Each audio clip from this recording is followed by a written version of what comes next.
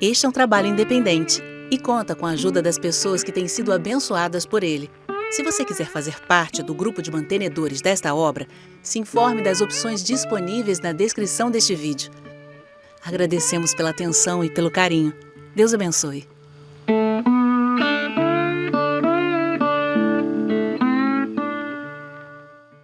O vaso que vos fala é futurista, pré-milenista, pré-tribulacionista. O que é que significa isso, né? São termos que são considerados como técnicos dentro da teologia, no estudo das coisas de Deus, que designam determinadas formas de pensar. O futurista, como eu, é aquele que acredita que o livro de Apocalipse ele trata sobre coisas que vão se cumprir no futuro. Nós colocamos o futuro no futuro. E eu acho que como a igreja está muito bagunçada, chegou a hora de a gente chamar a igreja de volta para o futuro. Porque o povo está bagunçando a interpretação do livro de Apocalipse. E estão tentando dizer que ele já se cumpriu no ano 70, por exemplo. Mas há muitos elementos, muitos textos em Apocalipse que demonstram que só pode ser um cumprimento futuro. Claro, as pessoas interpretam de forma diferente. E os que são tendenciosos a abraçar o preterismo, dizendo que já se cumpriu, são aqueles que fazem a interpretação bíblica com base mais em alegorias do que qualquer outra coisa. Até mesmo quando a Bíblia fala de forma literal, eles alegorizam o que a Bíblia diz. A Bíblia tem alegorias? Claro que tem. Ela faz uso de símbolos, de analogias, comparação de semelhanças entre coisas diferentes. Ela tem parábolas, tem tipos? Claro que tem. Até as figuras de linguagem, que são recursos de retórica humana, as figuras de linguagem em si, elas também significam alguma coisa literal. Mas você não pode pensar que tudo na Bíblia tem que ser interpretado. Você não tem que interpretar aquilo que já fez sentido. A melhor forma de interpretar um texto literal é não interpretando ele de forma nenhuma. Eu acho que tem um problema nesse microfone, eu pensei que eu estava dentro de uma igreja evangélica. Eu vou dizer de novo. A melhor forma de interpretar um texto literal que fez sentido é não interpretando ele de forma nenhuma. Não tem por que você buscar por um suposto significado mais profundo. Entendeu o que eu falei? Não tem por que procurar chifre em cabeça de cavalo. Não tem por que, deve haver um suposto significado mais profundo, porque o que a pessoa lê não é suficientemente espiritual para os gostos dela. Entendeu? Não é suficientemente espiritual. E eu sempre gosto de dizer o seguinte: você não precisa pregar versículos da Bíblia em pétalas das rosas para que as rosas finalmente glorifiquem a Deus. Elas glorificam do jeito que são, né? Você não tem que colar versículos, não, vou colar esses versículos da Bíblia dos troncos dessas árvores para que esses troncos glorifiquem a Deus. Eles glorificam do jeito que são. O problema é que as pessoas estão querendo ser mais espirituais do que a Bíblia. E é por falta desta noção de que a Bíblia é espiritual por si só, e mesmo textos literais não precisam ser espiritualizados, que as pessoas não têm uma boa dieta balanceada nas escrituras. Estão sempre querendo que tudo seja muito extraordinário, espetacular, espiritual demais. Aí fala em Marcos capítulo 11 que Jesus Cristo teve fome, viu uma figueira de longe com folhas, foi ver se nela porventura acharia alguma coisa para comer, chegando lá nada achando, disse, morra. Aí o pessoal diz, a figueira é Israel. Da onde, criatura? Porque a figueira é Israel. Não. A Bíblia não diz isso. A Bíblia diz, Jesus estava com fome, viu uma figueira com folhas, foi ver se tinha fruto e não tinha. Aí ele disse, morra. Morreu. No outro dia, os discípulos admirados disseram, mestre, como secou depressa a figueira, manto terra. Aí Jesus olhou assim para ele e disse assim, eu acho que eu preciso ensinar uma coisinha sobre fé para vocês, porque o objetivo dele não era ensinar sobre fé. Quando ele foi à figueira, ele não estava premeditando isso, ele só queria comer. Mas como percebeu a incapacidade dos discípulos de entender como a fé funciona, aí ele vai explicar sobre o assunto. Tenham a fé do tipo de Deus, porque em verdade vos digo que se alguém disser a este monte, ergue-te e lança-te no mar, e não duvidar no seu coração, mas crê que se fará aquilo que diz, tudo o que ele disser, lhe será feito. E pronto, aí ele ensinou sobre fé, mas não há nenhum propósito oculto, misterioso, é porque o povo não entende que a Bíblia é inspirada do jeito que ela é. O texto bíblico é inspirado. O acontecimento em si não precisa ser inspirado para que seja útil para mim. porque o texto fala sobre o momento em que Jesus teve fome. Mas para que eu seja abençoado com esse episódio, Jesus tem que ter sido inspirado por Deus a sentir fome naquela hora. Não, eu não preciso da inspiração da coisa contada. A relação entre o acontecimento e o texto é diferente. O texto inspirado pode até falar sobre o que Satanás disse. Satanás não foi inspirado para falar, para que as palavras dele estivessem no livro santo. Ele não foi inspirado para falar. Mas o texto bíblico que fala o que Satanás disse é a parte inspirada. Estou pregando muito bem hoje à noite. Cadê os amém, aleluia?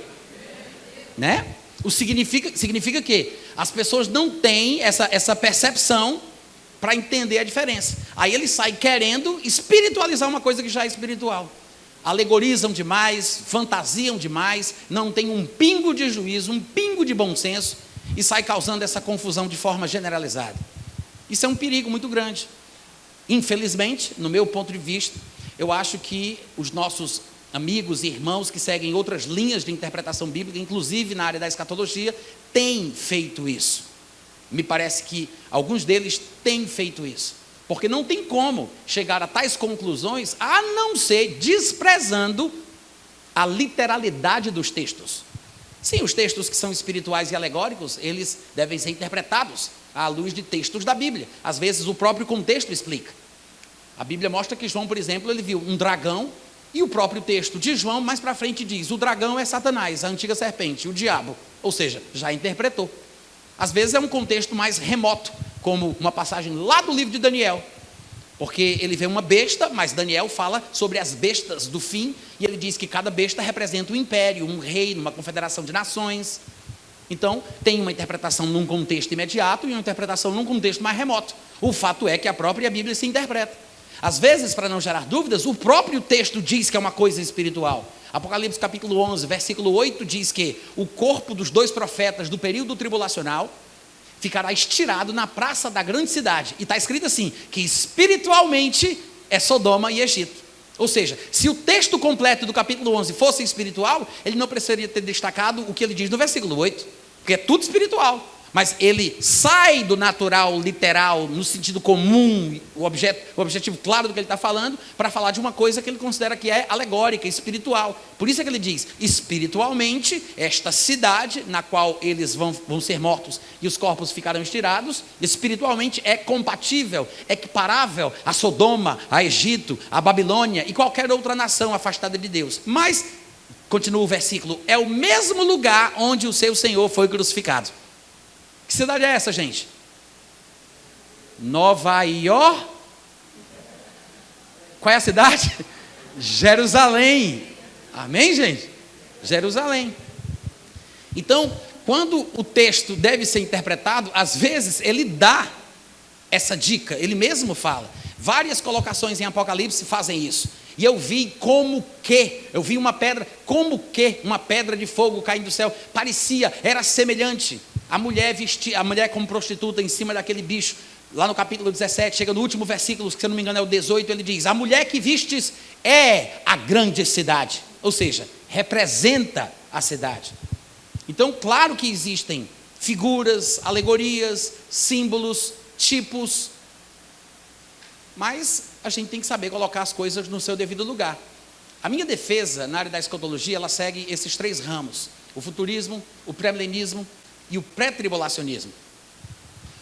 O futurista é aquele que acredita que o texto de Apocalipse, como também uma boa parte das profecias bíblicas, mas principalmente o texto de Apocalipse, ainda há de se cumprir no futuro. E quando falamos sobre um cumprimento futuro, estamos falando sobre o fim de uma era para um começo de outra. Ou seja, estamos numa era X e esse cumprimento futuro é depois do fim desta era. Que era esta na qual nós estamos? É o que nós chamamos de era da graça, período da igreja, onde a nova aliança é a aliança vigente. Ou seja, o tempo da igreja no qual nós estamos, ele tem um começo, um meio e um fim. Ele começa no Pentecostes e ele termina no arrebatamento. Oh, glória! O pregador não prega certo, a igreja não glorifica, né? O tempo da igreja, ele começa no Pentecostes e ele termina no arrebatamento.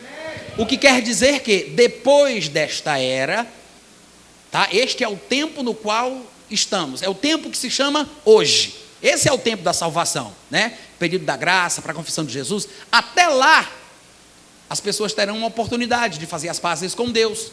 Os dons estão fluindo, o avivamento está aqui embaixo na terra disponível. Quando a igreja for retirada, do mesmo jeito que ela começou, ela chega ao fim. No arrebatamento, termina a igreja cristã. Abraão, Davi, Jefté, os santos do passado não fizeram parte da igreja. Embora sejam santos, sejam salvos e justos, a igreja é uma entidade específica.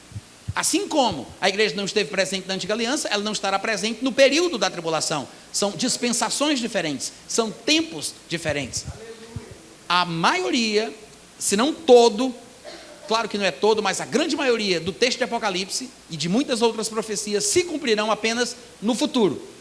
Que futuro é esse do qual estamos falando? Este tempo futuro, depois desta era, depois do tempo da igreja. Ou seja, o arrebatamento, praticamente, é o marco para este tempo que vai vir. É o pontapé inicial. É o divisor de águas. É o evento do qual ninguém sabe o dia nem a hora. Que depois que acontecer, fica então liberada a passagem para o derramamento da ira de Deus, por meio daquilo que é descrito no livro de Apocalipse, do capítulo 4 até o capítulo 20, através do rompimento de 7 selos, do toque de 7 trombetas e do derramamento de 7 taças. É a ira de Deus, o juízo de Deus. Claro, é chamado pela Bíblia por muitos nomes. Um dos nomes mais populares, que é também uma espécie de termo técnico, é o dia do Senhor. Tá? O dia do Senhor é sinônimo da tribulação, embora o dia do Senhor não seja um dia de 24 horas e seja um evento que contém muitos acontecimentos em sequência. O dia do Senhor é popularmente conhecido como o período da tribulação, porque esta é não toda, mas uma das suas características. Então, este período de tribulação é, na verdade, a intervenção divina no curso da história. É Deus agindo de forma pessoal, tomando vingança contra os pecadores, dos quais os judeus estão no começo da fila, porque a quem muito é dado, deste muito será cobrado. Mas a experiência da intervenção divina, que é chamado de o dia do Senhor, é, na perspectiva humana, um período de angústia, é o período de tribulação. Então, é tribulação para os homens, ainda que seja o momento da intervenção divina na terra. É uma coisa só, é um mesmo período, mas é chamado por muitos nomes nas Escrituras. Então, o futurismo, ele defende que a grande maioria das profecias de Apocalipse e de outros textos proféticos também se cumprirão no futuro, no tempo subsequente ao período da igreja. Assim que terminar o tempo da igreja, ela começa no Pentecostes, termina no arrebatamento. Assim que terminar o tempo da igreja, logo na sequência, inicia a tribulação. Então, sou futurista, sigo a escola de pensamento futurista por causa disso. Mas, além disso, sou também pré-milenista. Como o próprio nome já diz, pré-milenismo significa dizer que creio que Jesus tem que vir antes do milênio começar. Pré-milenista por causa disso. Há muitos conceitos em relação ao milênio. O milênio basicamente se entende como sendo o período no qual o Senhor Jesus reinará. Mas os alegoristas, esses idealistas, esse povo que tenta sempre encontrar um suposto significado mais profundo, né? Eles acham que milênio tem que ser interpretado. E 1000 anos, talvez, não signifique 1000, mas talvez uns 2619, 2825, pode ser 3202. Ou seja, para eles, 1000 anos não significa 1000 anos. É um longo espaço de tempo, assim, para dar uma ideia assim, de correr muito grande, que é por isso que é 1000 anos. Não é porque 1000 seja 1000, mas é um tempão, tipo 2829. Gente, é ridículo, né? Mas como mais burra e idiota é uma ideia, mais inteligentemente ela pode ser combatida. Mas é assim que eles pensam. Então, para eles, o milênio já está acontecendo. Ou seja, esses quase 2000 anos de igreja é o milênio. Porque é o período em que Cristo reina. O milênio é sinônimo para reinado de Cristo. Só que para eles, Cristo já está reinando através da igreja. Para alguns, né, que interpretam o milênio como algo alegórico. E para alguns, Jesus só volta depois que a igreja fizer o seu papel, conquistando o mundo de uma beira a outra da terra, depois que houver estabelecido o reino de Deus na terra, aí Jesus volta no final. Ou seja, por isso que alguns são chamados de pós-milenistas, porque Jesus só vem depois do milênio, que não é 1000 anos, é qualquer coisa muito grande, um tempo assim, um tempão bem grandão, mas não precisa, nem pode ser 1000, porque a igreja já está há quase 2000 anos aqui na terra. Então, aos pós-milenistas, os amilenistas, né? Eu sou pré-milenista, porque o pré-milenista crê que Jesus tem que vir primeiro, de forma visível, cataclísmica, os poderes dos céus serão abalados, as ilhas e os montes se moverão do seu lugar, haverá terremotos como nunca houve desde que a nação sobre a terra, vai ser um período inigualável, singular, nem para frente nem para trás, nunca teve nada assim.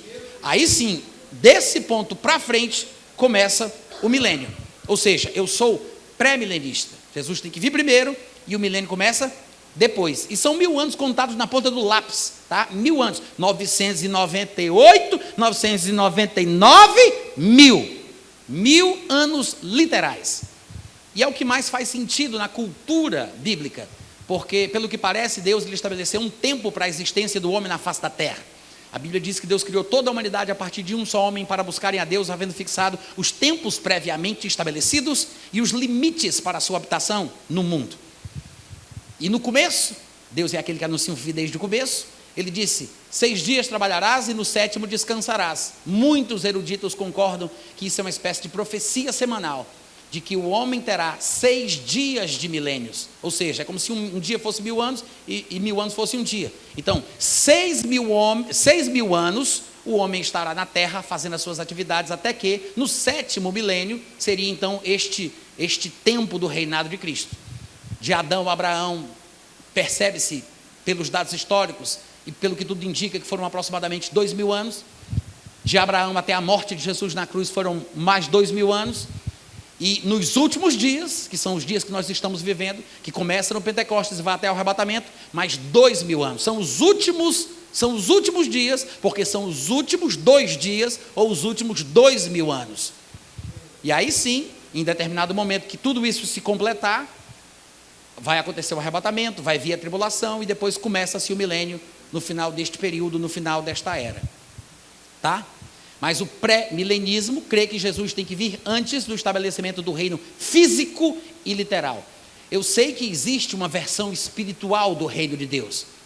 Claro que eu acredito nisso. Até porque a Bíblia diz que nós somos transportados do império das trevas para o reino do Filho do seu amor. Se o reino já não estivesse disponível, para onde é que a gente foi levado? Para o limbo? Né? Não faz sentido. É claro que o reino tem que estar disponível. Estamos no reino, mas não no sentido físico, ele é espiritual, até porque Paulo confirma, o reino de Deus não é comida nem bebida, mas alegria, paz, justiça no Espírito Santo. Hoje o reino é no Espírito. Um dia ele se tornará visível, manifesto, real, né? Oh, glória, é bom pregar numa igreja assim. Maravilha. Mas aí, além de futurista, pré-milenista, eu também sou pré-tribulacionista, que talvez seja o termo mais popular, né? Há mais controvérsia, há mais debate, há mais arranca-rabo, é uma coisa daqui, é uma coisa de lá, aí um irmão xinga o outro, o irmão xinga aquele, é uma confusão. Esse negócio de pré-tribulacionista só dá briga, né? Talvez esse seja o conceito e a subdivisão dentro da escatologia que mais a gente conhece, porque é o que é mais debatido, é o que trata talvez sobre as questões mais práticas da vida. Afinal de contas, a igreja passa ou não passa pela tribulação? A gente sobe ou não sobe antes? E aí, a gente vai primeiro comer o pão que o diabo amassou para depois a gente subir? A gente passa ou não passa? É o que o pessoal mais quer saber, né? Antigamente eu dizia assim, olha gente, é melhor você se preparar para a tribulação e ser surpreendido pelo arrebatamento, do que você se preparar para o arrebatamento e ser surpreendido pela tribulação. Mas as pessoas não entendiam o que eu estava falando. Então, como eu falo coisas engraçadas e às vezes o pessoal fica confuso, eu parei de dizer isso, eu não digo mais. Eu só digo o que eu dizia, mas eu não digo mais. Porque as pessoas têm dificuldade para entender as coisas. E é interessante porque tem um pastor americano chamado Andy Woods, que eu gosto muito de ouvir, e ele é bem engraçadinho assim, né? Ele também solta umas coisas engraçadas quando ele está ministrando. E ele disse que quando era novo convertido, ele foi para o pastor dele e perguntou, mas pastor, por favor, me ajude, me diga logo aqui, esse negócio da tribulação e do arrebatamento, a igreja vai ou não vai ser arrebatada antes da tribulação? Aí o pastor olhou assim para um lado, olhou para o outro e falou assim no ouvido dele, olha, ore para que seja antes, mas se prepare caso seja depois, né? Ou seja, o povo nem sabe, né? O povo não tem segurança, só tem aquela esperança, vamos ver, né? Vamos ver o que é que vai acontecer, Deus dará. Mas gente, nós temos a Bíblia exatamente para isso. Deus não está anunciando o fim desde o começo apenas para se amostrar. Ele fala e ele relata e registra no texto sagrado para que nós tenhamos um norte. Amém, gente? A respeito de tudo. E você vê que na Bíblia nós aprendemos sobre princípios gerais e fatos históricos do passado e do futuro. As profecias bíblicas são mais confiáveis do que o jornal da semana passada. Então, sim, nós temos por onde saber que tipo de esperança nós devemos ter como cristãos. E já que dando spoiler para a minha mensagem, né, já que eu sou pregador, eu posso fazer isso. A nossa esperança é chamada pelas Escrituras de boa esperança. É uma coisa boa de se esperar. E o contexto no qual Paulo chegou a chamar esta esperança que o cristão deve ter de boa, foi justamente quando alguns pós-tribulacionistas da sua época começaram a dizer aos irmãos de Tessalônica que eles não seriam arrebatados antes de passarem pela tribulação. E para piorar ainda mais, os irmãos estavam dizendo aos crentes de Tessalônica que a tribulação tinha começado. E aí eles ficaram perturbados e Paulo precisou escrever a segunda carta aos Tessalonicenses para tratar especificamente sobre esse assunto. Então, durante esse nosso seminário, benza a Deus que a gente consiga falar tudo aquilo que pode ser dito, né? E se eu conseguir também, eu quero dar o meu melhor para que você seja profundamente abençoado. A gente vai falar muita coisa útil, mas infelizmente, como é um assunto muito vasto, muito amplo, eu só posso fazer uma promessa para vocês. Vocês vão sair daqui mais confusos do que quando vocês entraram. Porque não vai dar para falar tudo, tá? Não vai dar para falar tudo. E como vocês já viram, eu falo rápido demais, mas isso é congênito. Eu nasci assim, a irmã disse, é verdade. Eu nasci assim, tá? Vou ser sempre assim, vou morrer assim. Gabriela, eu já tentei falar mais devagar, eu me perco, me atrapalho, me confundo. Não dá, nem sempre funciona a gente querer imitar os outros, tá bom? É por isso que a gente grava também, né? Porque depois vai para o meu canal, vai para o meu site, vocês podem ouvir, diminui a velocidade, ouve mais de uma vez e acaba abençoando a sua vida, não é? Mas eu vou fazer o seguinte, eu vou me esforçar para falar mais devagar, desde que vocês prometam que vão pensar um pouco mais rápido. Aí a gente se encontra no meio do caminho, né? Amém? Mesmo que a gente não fale tudo, mesmo que a gente não entre em todos os detalhes, todos os pormenores que vocês gostariam, em determinado momento, se o Alex e a Márcia concordarem, que são os pastores aqui da igreja, talvez eu possa abrir para perguntas, para o pessoal interagir, a gente coloca aí outro microfone na mão do povo, aí vocês vão perguntar, mas não fica esse negócio de querer saber como é que foi a infância de Satanás não, tá? Porque sobre isso eu não falo. Tenta focar no assunto. Pode ser até uma coisa que eu não falei, mas se estiver dentro da área da escatologia, aí a gente tenta responder, tá? Caso eu tenha competência para tratar sobre o assunto, a gente fala, tá bom? Ah, Natan, mas eu queria me aprofundar. Vai lá nos meus vídeos, estão lá no YouTube, está aberto de graça, vai no meu podcast de áudio, pega meu aplicativo, ou então compra meus livros, tá? Tá tudo explicadinho, esmiuçadinho dentro dos livros aqui. Vai lá no meu site, vai na loja, compra, chega na tua casa depois de uns 10, 12, 15 dias, pelos correios mesmo, e vai dar tudo certo. Eu gostaria de começar falando, além das muitas coisas que eu já disse, né, porque pode não parecer, mas o que eu disse aqui já trouxe muita informação, tá? Pode ser uma pequena degustação, mas é uma degustação glorificada, né? Eu quero falar sobre um assunto a respeito do qual, inclusive, eu debati esses dias, mas eu não pude falar como eu gostaria de ter falado, então vou aproveitar vocês como cobaia e vou falar para vocês, tá? E aí a gente grava e depois abençoa mais gente que não está por aqui hoje, né? Mas tem uma coisa que tem confundido muita gente, que é o texto de Mateus capítulo 24. Mateus 24 é um texto relativamente complexo, porque ele tem citações, frases, colocações, expressões que parecem ser dúbias, ambíguas, e, claro, é preciso um pouquinho de destreza para manejar bem a palavra da verdade, mas é para isso que Deus colocou apóstolos, profetas, evangelistas e pastores e mestres no corpo de Cristo, para visar esse crescimento espiritual do povo, da igreja, por meio destes dons ministeriais. São pessoas a quem Deus dá uma capacidade sobrenatural para pensar. Paulo, dizendo que os coríntios eram a carta que foi escrita pelo ministério deles, ele disse, olha, e é com ousadia em Deus que eu falo isso, Por favor, não se assustem pensando que eu estou me vangloriando por mim mesmo, porque esta capacidade não vem de nós mesmos, mas esta suficiência para pensar vem de Deus, que nos deu o seu Espírito Santo. Ou seja, é uma capacitação sobrenatural para pensar de forma extraordinária. Os ministros deveriam ser ministros não pela sua capacidade de se comunicar, ou pela sua capacidade retórica, ou pela sua formação acadêmica, ou por causa de uma carteirinha. Eu agora sou um PhD em divindade, acabei de me formar, sou o maior diabologista de Guaiçara. Não, não é por isso, é por causa de um dom, é um chamado, é uma capacitação divina. E claro, há pessoas e pessoas, não perdemos as nossas personalidades, os nossos temperamentos, as nossas limitações. Às vezes uma pessoa é verdadeiramente ungida, embora fale um português errado. Não é por causa de um português certo que o que ela está dizendo realmente vem de Deus. Eu prefiro ouvir um homem realmente chamado e ungido por Deus para estar no ministério através de um português maldito, e o trocadilho é proposital, né, de um português maldito, do que ouvir uma pessoa que fala muito bem, que tem curso de retórica, que não sei o quê, que entendeu que na plateia eu tenho sinestésicos, auditivos e visuais. Prefiro muito mais ouvir uma pessoa que fala errado, mas que foi chamada e ungida por Deus, do que ouvir um destes PhDs em divindades ou diabologistas do Brasil, né, que se pabulam igual um cururu teitei, como se fosse, depois vocês procuram interpretação na internet, como se fosse, é porque em tempos modernos é preciso uma linguagem moderna, como se fosse uma coisa muito importante, né, todo pavãozão pabuloso, tolice, tá, gente, pura besteira, mas vamos devagarinho, comendo pelas beiradas, a gente chega lá.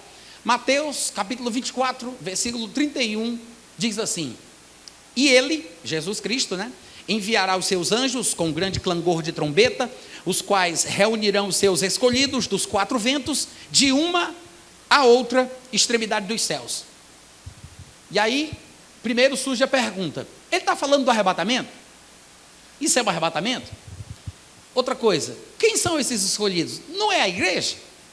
Porque se ele está falando do arrebatamento, se você observar versículos anteriores, como por exemplo o 29 e o 30, ele deixa bem claro que este evento do versículo 31 acontece nos versículos, depois que tiver colocado o versículo pode tirar, viu? Porque senão o pessoal fica hipnotizado olhando lá para trás e se esquece que o pregador sou eu.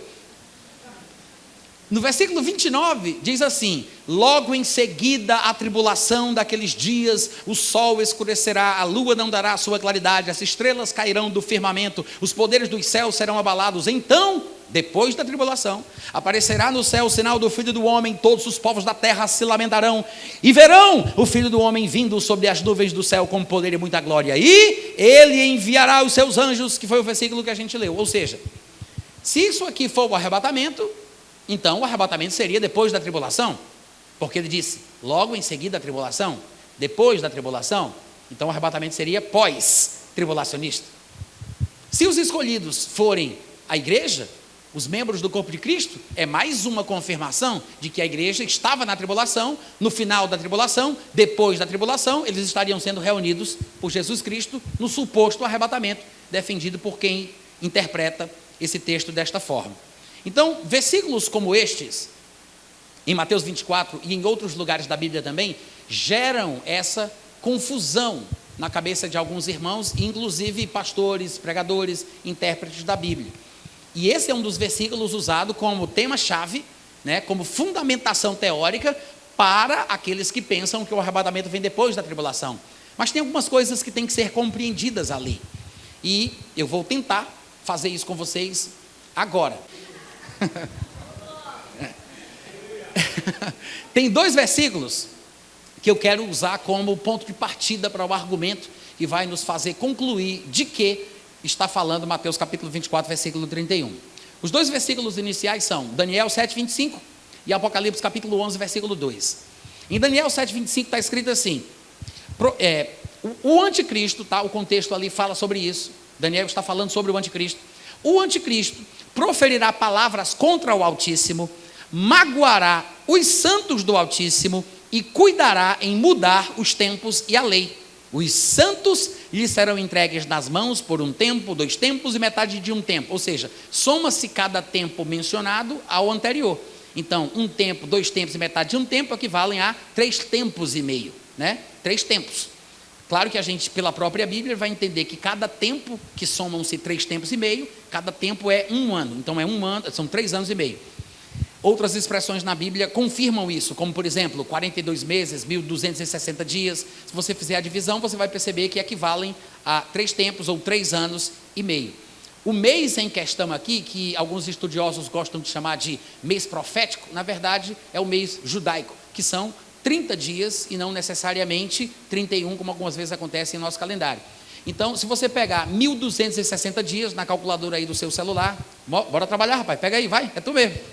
Se você dividir, pega aí 1.260 dias e divide por 30, dá quanto? Deu quanto? 42, então são 42 meses. Se você observar Apocalipse capítulo 11, versículo 2, diz assim: deixa de parte, isso é o anjo falando para João que deveria medir o santuário. Aí ele diz: deixa o pátrio externo, exterior, o pátrio de fora, deixa o pátrio, deixa de parte, deixa de lado, deixa de fora, o átrio exterior do santuário e não meças, porque ele foi dado aos gentios. Estes, por quantos meses? 42. Você viu que a conta que o menino fez aqui? Deu 1.260 dividido por 30, que foi igual a 42. Ou seja, é exatamente o mesmo período.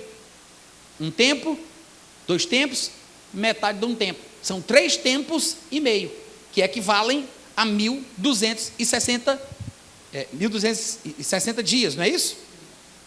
Quer ver só? Versículo 3: darei às minhas 2 testemunhas que profetizem por 1.260 dias, vestidos de pano de saco.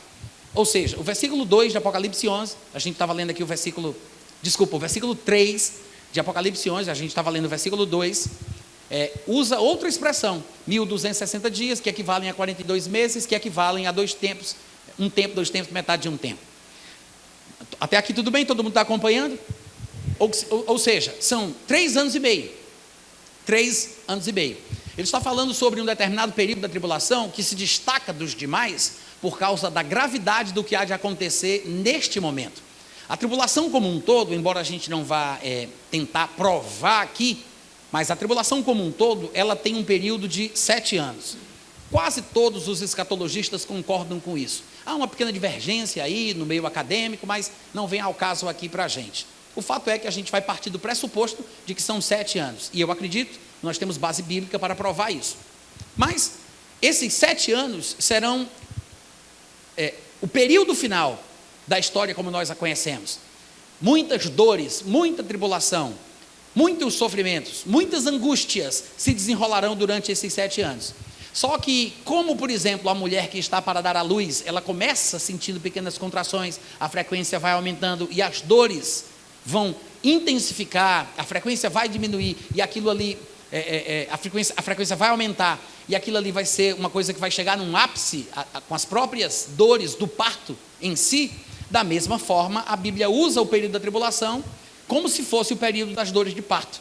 Tanto é que esta expressão é usada na Bíblia como figura de linguagem para se falar sobre este tempo de angústia, sobre este tempo horrível, um tempo como nunca houve nem jamais haverá. Então ele começa o primeiro dia dos 7 anos de tribulação e vai se intensificando. São 2 metades.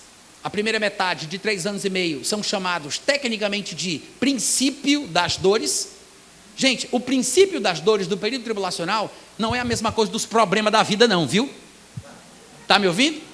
Porque tem gente que diz assim, tudo bem, a gente pode não estar na tribulação não, mas, sei lá, essa situação pandêmica do mundo, esse movimento geopolítico, essas confusão, eu acho que a gente já está pelo menos assim no princípio das dores. Né? Vou repetir, o princípio das dores, biblicamente falando, não são os problemas da vida. Todo mundo vai enfrentar dificuldade. Problemas a gente sempre tem, tá? O que está acontecendo no mundo não prova nada. Mas é muito estranho que o mundo esteja assim, você não acha que isso é um sinal de que alguma coisa ruim está acontecendo? Mas é claro, né, gente? Satanás é o Deus desse mundo. Você quer analisar o começo da coisa toda? Volta lá para quando Caim matou Abel. Vai para lá. Está tudo errado. Satanás é o Deus deste mundo. Nós é que estamos no lugar errado, gente, porque nós não somos daqui, nós somos de cima. A gente está no lugar dele, não é ele que está no nosso lugar. A gente é que está atrapalhando o negócio. Satanás é que é o Deus deste mundo. Então, ser crente no mundo onde Satanás é Deus, é ter que nadar contra a maré. Então, glória! Então, não tem como não tem como um crente viver aqui e não experimentar a oposição dos pecadores. Ser crente não é ficar deitado em berço esplêndido ao som do mar e à luz do céu profundo. 2 Timóteo capítulo 3, versículo 12 diz que todo aquele que quer viver piedosamente em Cristo Jesus sofrerá perseguição. Não é? Há pelo menos 3 tipos de sofrimentos bíblicos: sofrer perseguição, sofrer a perda de todas as coisas, renunciar, para ter comunhão nos sofrimentos de Cristo, conformando-se com Ele na sua morte, e sofrer a tentação. Porque quando somos tentados, temos vontade de fazer uma coisa que a nossa carne gosta. Mas quando eu não cedo, eu sofro. Se eu ceder, eu tenho prazer, eu não vou ter sofrimento. Claro que é um prazer enganoso, com consequências desastrosas, mas quando eu cedo, eu não sofro, eu tenho prazer. Quando a Bíblia diz, bem-aventurado o varão que sofre a tentação, significa que há sofrimento em ser tentado. Tanto é que Hebreus capítulo 2, versículo 18, corrobora essa interpretação que eu estou sugerindo para vocês, porque lá diz que naquilo que Jesus sofreu, tendo sido tentado, é poderoso para socorrer os que são tentados. Por que ele sofreu quando foi tentado? Porque tem sofrimento na tentação, mas é um sofrimento bom, porque o próprio Jesus que sofreu a tentação foi aperfeiçoado pelas coisas que sofreu. É por isso que 1 Pedro capítulo 4, versículo 1 diz: ora, tendo Cristo sofrido na carne, armai-vos também vós com este pensamento, com esta predisposição mental, porque aquele que sofreu na carne venceu o pecado. Então é um sofrimento bíblico. Tem sofrimentos bíblicos. Eu não estou falando de sofrer miséria, sofrer pobreza, sofrer doença, sofrer situações desmoralizantes e paralisantes que Satanás tenta colocar sobre nós. Não estou falando disso, tá? Não mistura conhaque de alcatrão com catraca de caminhão, que uma coisa não tem nada a ver com a outra. Uma coisa é uma coisa, outra coisa é outra coisa. Mas tem sofrimentos bíblicos? Tem, tá? Mas isso não é a tribulação. Os irmãos do Oriente Médio que vivem em países islâmicos não estão na tribulação. A tribulação não é setorizada. A tribulação não é uma nuvem negra que baixa sobre um país, uma região do mundo. A tribulação com T maiúsculo, o termo técnico, a tribulação escatológica, é uma coisa que está na agenda de Deus em toda a história da humanidade. Nunca, Jesus disse, não foi só Jesus, mas Jesus, Isaías, Ezequiel, Daniel, muitos disseram, é um tempo como nunca houve, nem jamais haverá. Então é tolice, é ingenuidade ficar comparando com os problemas da vida. Ah, mas os irmãos da igreja primitiva sofreram. E quem não sofre? Quem não sofre? Agora eu vou ficar competindo para a gente descobrir quem é que sofre mais. Se sou eu, ou se é vocês. Todo mundo sofre, gente. Claro que num país fechado, hostil ao evangelho, e se eu sou pioneiro na implantação do evangelho ali, eu vou sofrer mais do que aqueles que vão experimentar os benefícios do meu trabalho. Claro que cristãos pioneiros sofrem. É claro, é de se esperar. Mas isso não é a tribulação, não tem nada a ver com a tribulação. Vocês estão me ouvindo? A tribulação é tão pavorosa, tão assustadora, que Jesus e outros disseram que nunca houve nada assim. Aí você para pensar, nem o dilúvio, né? Porque o dilúvio, vocês sabem que não foi uma poça glorificada aquilo ali, né? O dilúvio foi uma inundação universal, foi a destruição, foi o reset de Deus. Ele resetou o mundo. Ele pegou só os animais que prestavam, a parte da humanidade que prestava, e o resto foi para o beleléu. Havia muita ferocidade, muita maldade, muita perversão no mundo, tanto no reino animal como entre os homens. É por isso que apenas alguns animais foram preservados. Todos os dinossauros, que naquela época eram chamados de dragões, também foram exterminados. É bem provável que os animais gigantescos, chamados de dragões na Bíblia, tenham vivido naquele período. Que a palavra dinossauro foi inventada em 1900 e alguma coisa, tá? É um termo novo para uma coisa antiga, que é chamada pelos antigos por outro nome. Mas pregação também é cultura, mas deixa isso para lá. O fato é que a tribulação é um momento pavoroso. E nós temos textos bíblicos que nos fazem entender um pouco melhor do que se trata. Eu li para vocês 2 versículos que estão associados ao conceito da tribulação. Eu não sei se você percebeu. No versículo 7, 25, a gente não tem tempo aqui para estudar o contexto todo, mas ele está falando de algumas das características do anticristo. Embora o termo anticristo não apareça lá, porque eles usam expressões diferentes para falar do mesmo personagem, nem mesmo um próprio escritor que escreve, por exemplo, um livro de sei lá quantas páginas, 10 capítulos, 20 capítulos, nem ele mesmo chama o mesmo homem da mesma forma. Imagina um escritor e outro. Não havia um sindicato de escritores da Bíblia, que eles tinham que ver quais são os termos que vão ser usados para falar do anticristo. Então, às vezes, os termos são diferentes, mas o próprio contexto mostra de quem ele está falando. E aqui, em Daniel 7, ele está falando do anticristo. Falando sobre ele, ele diz que o tal proferirá palavras contra o Altíssimo, e ele magoará os santos do Altíssimo, e cuidará em mudar os tempos e a lei, e os santos lhe serão entregues nas mãos por 3 anos e meio. A primeira metade da tribulação é só o começo das dores. O tempo de angústia para Jacó, o período tribulacional, está só começando. Será ruim, mas é só o princípio das dores. No ponto médio da tribulação, na metade, vai acontecer uma coisa que é um marco para o pior período da tribulação, que é exatamente aquele a respeito do qual Jesus Cristo faz questão de tratar em Mateus capítulo 24, a partir do versículo 15, quando ele diz: quando, pois, virdes o abominável da desolação, do qual falou o profeta Daniel no lugar santo, quem lê o livro de Daniel entenda, quem estiver na Judeia, fuja para os montes, quem estiver no campo, não volte atrás, quem estiver fuja, corra, vai-se embora. Aí só tem pena da mulher que tiver prenha, barriguda, grávida. Jesus prevendo o sofrimento das grávidas, né? Das mulheres com filhos de peito, ainda de colo, que mamam e tal, porque para fugir é muito complicado. A mulher não consegue, a grávida não consegue nem andar direito, porque dói. Imagina ela ter que salvar a própria vida fugindo. E Jesus não estava falando sobre uma espécie de perseguição mundial, como se o anticristo estivesse em todos os lugares ao mesmo tempo, como se ele fosse uma personificação de Satanás que é quase onipresente, ou ele vai dominar o mundo todo, e ele vai fazer todo mundo ter que fugir. Ele não está falando isso, tá? Ele não está falando sobre fugir de qualquer lugar para um canto mais seguro. Ele está falando sobre fugir da Judeia, especificamente. Tanto é que ele diz: quem estiver na Judeia, fuja para os montes. Ele está falando sobre uma invasão local. Ele diz: quando, pois, virdes o abominável da desolação, do qual falou o profeta Daniel, quem lê o livro de Daniel entenda, no lugar santo. Gente, qual é o lugar santo? Qual é? Se a gente fosse assim, vamos identificar em toda a terra, em todo o mundo, onde se encontra, onde se localiza o lugar santo? Bom, tem que ser na terra de Israel. Se a gente fosse dar um zoom naquele movimento de pinça, né, que nós fazemos em nossos dispositivos eletrônicos, né, quero ver melhor na foto, se você der um zoom, você vai parar na Judeia. Se você der um zoom, você vai parar na cidade de Jerusalém. Outro zoom, você vai para o Monte Moriá, que inclusive é apelidado nas escrituras, também do livro de Daniel, de Monte Santo. Se você der um zoom, você vai lá no templo, que foi construído todas as vezes, mesmo que tenha sido derribado ao longo da história, e vai ser construído novamente, sempre o lugarzinho dele é lá, no Monte Moriá, no Monte Santo. Então, o templo é o lugar santo.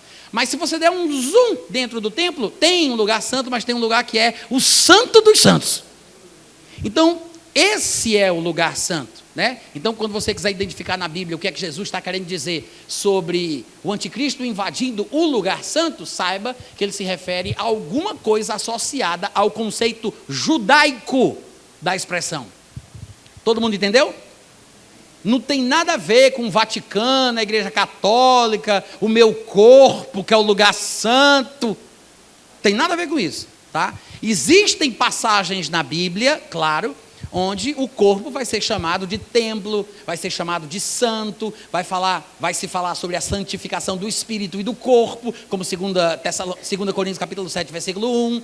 Nós temos textos que tratam sobre outras questões, mas a gente tem que entender que toda palavra, toda expressão tem que ser interpretada dentro do seu próprio contexto.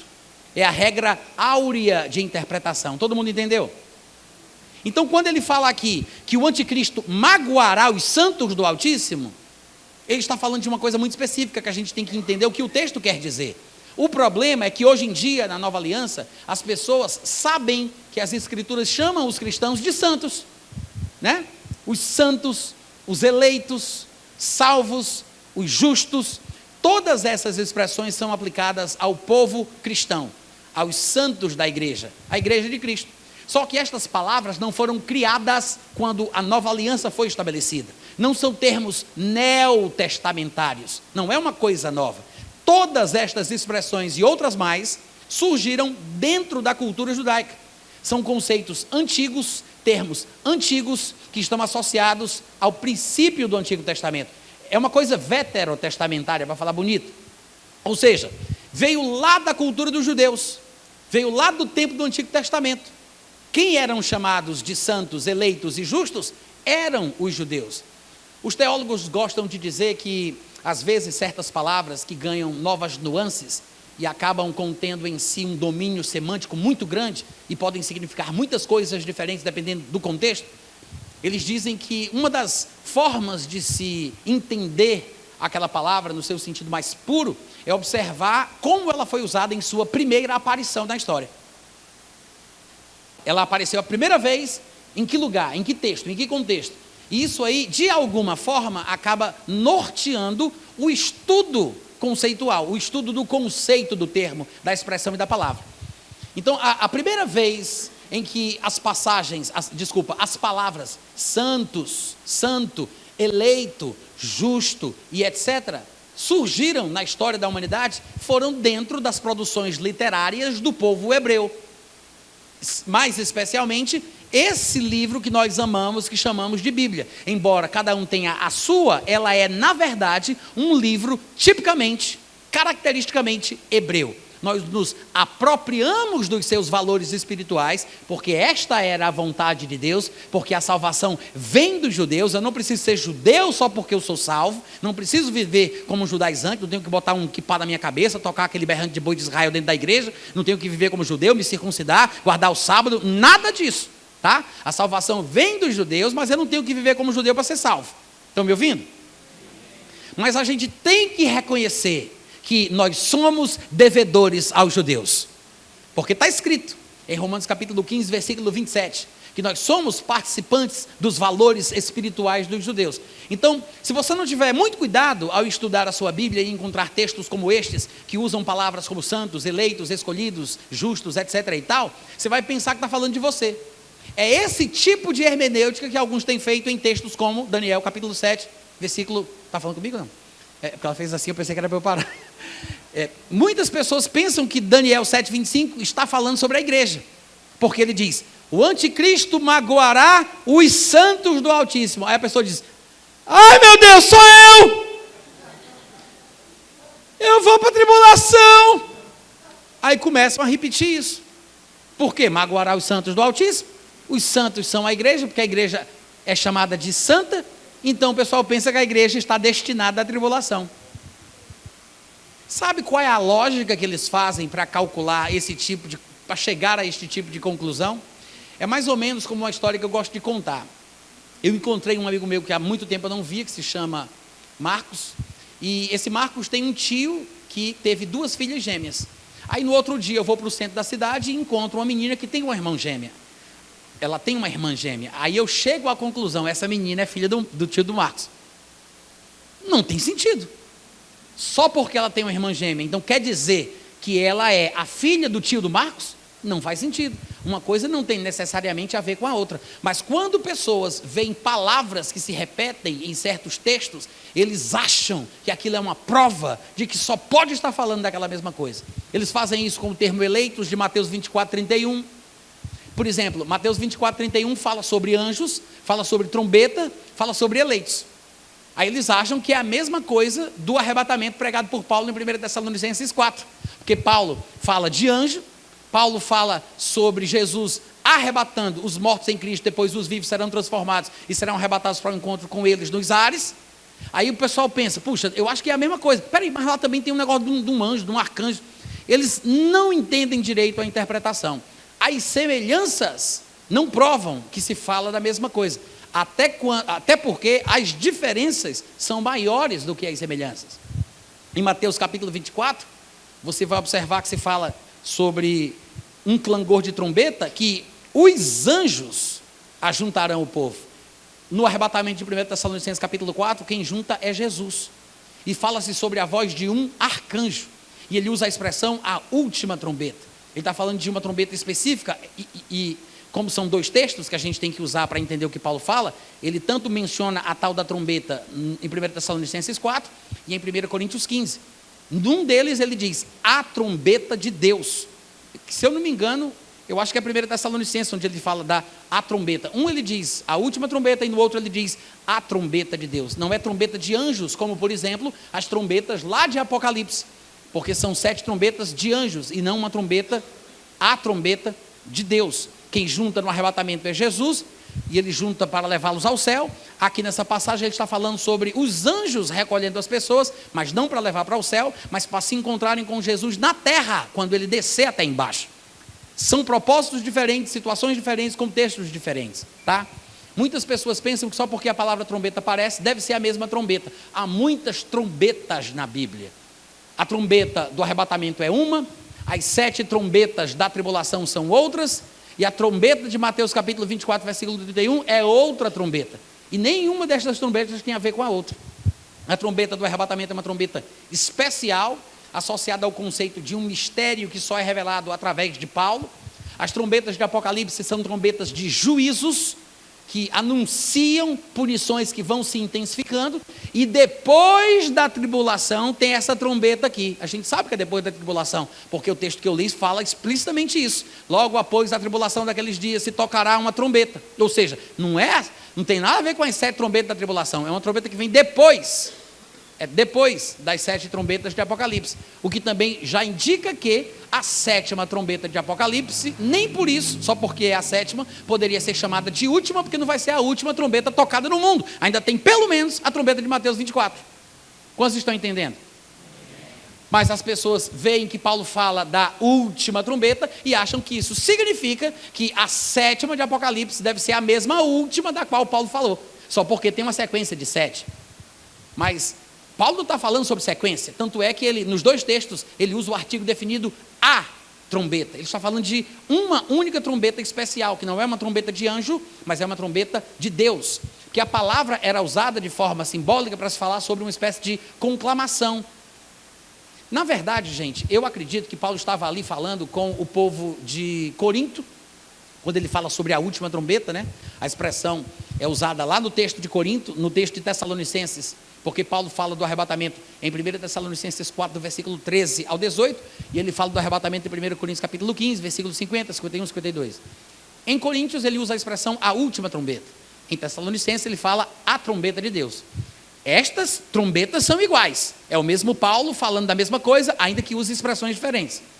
Tá? Estas você pode olhar de forma intercambiável. Essa é a mesma daquela, as outras não. Mas quando Paulo chama essa trombeta, por exemplo, no texto aos Coríntios de última, é mais provável que ele esteja usando um linguajar que seja compreensível para os coríntios. Por quê? Porque os coríntios eles tinham festividades esportivas muito fortes. Até hoje o mundo deve aos coríntios, por exemplo, a prática das Olimpíadas. Eles tinham no mundo pan-helênico, né, que era uma cultura que o mundo inteiro seguia, a cultura grega dominou o mundo, até na época do Império Romano, a cultura romana era considerada como greco-romana, porque na verdade os romanos preservaram, mantiveram, replicaram a mesma cultura grega. Os deuses romanos eram os mesmos deuses gregos, o panteão de deuses gregos era o mesmo, mudaram os nomes, mas eram a mesma coisa. A língua oficial falada dentro do Império Romano não era o latim, era o grego. O Novo Testamento, que foi produzido debaixo do Império Romano, foi escrito em grego. Ou seja, o grego dominou o mundo. No mundo pan-helênico havia 4 jogos esportivos muito conhecidos, que aconteciam de forma periódica. O primeiro deles, em termos de importância, era as Olimpíadas. O segundo era os Jogos Istmicos. Istmo é um termo técnico da geografia que se refere a uma espécie de filamento de terra cercada por grandes porções de mares dos 2 lados, que liga, tipo assim, 2 massas de terra ou 2 continentes. É o contrário do estreito. O estreito é um pequeno filamento de água cercado por porções de terra, como a gente aprende na escola, né? O estreito de Gibraltar. Estreito é uma filazinha, um filamentozinho de água cercado por terra. O estreito o istmo é o contrário. É um filamento de terra cercado por 2 oceanos. Corinto é uma cidade que fica no istmo, num istmo. Então, os jogos istmicos são chamados assim. Se você colocar no Google, você vai encontrar. Eles são chamados assim porque aconteciam no Istmo de Corinto. Corinto era a cidade que abrigava sempre os jogos istmicos, que era o segundo jogo, a segunda festividade esportiva mais importante do mundo panelênico daquela época. Se você observar Paulo escrevendo aos Coríntios, você vai ver que ele sempre menciona alguma atividade esportiva. Ele fala que os atletas correm para ganhar uma coroa incorruptível. Ele diz, assim também eu corro, não para alcançar uma coroa corruptível, mas incorruptível. Ele disse, eu me disciplino, eu esmurro o próprio corpo para que eu não seja desqualificado, porque tem regras, né? Nenhum atleta vai ser coroado se não lutar segundo as regras. Então ele diz, eu faço a minha parte para que eu não seja desqualificado, desclassificado. Aí ele fala várias questões ao longo das epístolas aos Coríntios, que você observa como ele usa a linguagem que é compreendida pelos destinatários da carta. Quando ele menciona a trombeta, não tem como me ocorrer que ele só pode estar falando dos mesmos princípios. E veja que quando ele fala das outras atividades esportivas, que o atleta, ele se esmurra, se controla, ele vai alcançar uma coroa, etc. e tal, ele não diz, eu quero avisar que agora eu vou usar uma figura de linguagem, eu vou me reportar um acontecimento aí da cidade de vocês, sobre a questão do atletismo, sobre a questão do autocontrole, da disciplina, ele não diz, ele mistura no texto. E você é que tem que ter essa presença de espírito para entender, opa, isso aqui é uma coisa esportiva. Ele está falando de alguma coisa que os coríntios entendem, porque a cidade é uma cidade conhecida no mundo panelênico, na área dos esportes. Os jogos istmos acontecem aqui. Então Paulo está falando de uma coisa que o povo vai entender. No momento da atividade dos jogos istmicos, se celebrava uma abertura e um fechamento, um encerramento, assim como nas Olimpíadas. Tem a festa de abertura dos jogos e tem a festa de encerramento. Antes de se começar os jogos, eles fazem uma competição entre si para tentar encontrar quem seria o trombeteiro oficial. Tinha que ter potência, clareza no toque, deixar bastante claro. Então se escolhia o trombeteiro oficial e aí ele ia ser praticamente aquele que faria as coisas mais importantes. As trombetas eram usadas para ajudar no ritmo das corridas com animais, para marcar o início de uma determinada atividade esportiva, para encerrar. E também era usada para encerrar as festividades daquele período e para convocar os atletas vencedores para subir no bema, que era uma espécie de tribuna, onde eles seriam galardoados pelo imperador, pelo rei, pela autoridade que estivesse lá na ocasião. É mais provável que Paulo esteja usando mais uma vez uma figura esportiva para dizer que a igreja tem um tempo destinado por Deus para estar nessa terra. E vai chegar um momento em que Deus vai tocar a sua trombeta, avisando que o período para a igreja terminou. E dali para frente eles vão comparecer diante da tribuna celeste para serem galardoados pelo que fizeram. Então, a última trombeta é o momento final. É o tempo do fim, é o prazo máximo que a igreja tem para estar na terra. Vocês estão entendendo?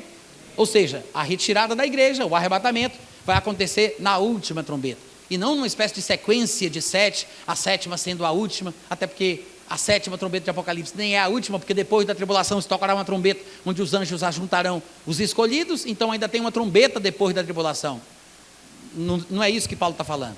Na verdade, gente, não tem nada a ver uma coisa com a outra. Eu queria até poder explicar mais, já que eu falei sobre isso, mas eu vou deixar para vocês que vão comprar o livro lerem, ou então procurarem lá do vídeo.